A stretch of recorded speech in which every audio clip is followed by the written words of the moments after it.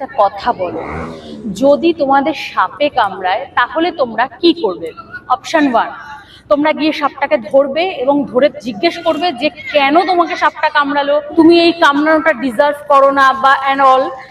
Option number 2, যে না, তুমি আগে নিজেকে পরিচর্যা করে সুস্থ করে তুলবে, নিজের খেয়াল রাখবে, নিজের কষ্টটা হিল করার চেষ্টা করবে। তো নিশ্চয়ই সবাই অপশন 2টাকেই বেছে নেবে, যে আগে নিজেকে হিল করব, তারপরে আদার্স সবকিছু আমরা গিয়ে আগে নিজেদের ঠিক সেরকম ভাবে আমাদের প্রত্যেকের জীবনে, প্রত্যেক মানুষের জীবনে আমাদের আশেপাশে এমন কিছু সাপের মতন বিষধর মানুষ থাকে যারা আমাদেরকে কষ্ট দেওয়ার আগে কিন্তু দুবার ভাবে না।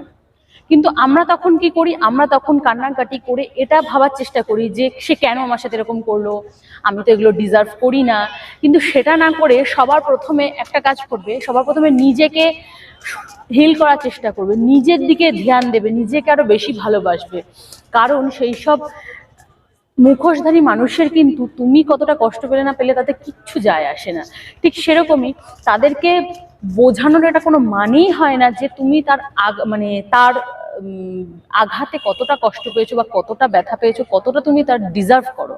তাই জন্য সবসময় আগে নিজেকে নিয়ে ভাবো, নিজের দুঃখ কষ্ট কারোর কাছ থেকে যদি তুমি আঘাতপ্রাপ্ত হয় সেই আঘাতগুলোকে হিল করার চেষ্টা করো, নাকি গিয়ে সেই মানুষটাকে ধরাধরি করে সেই মানুষটার দৃষ্টি আকর্ষণ করার চেষ্টা করবে।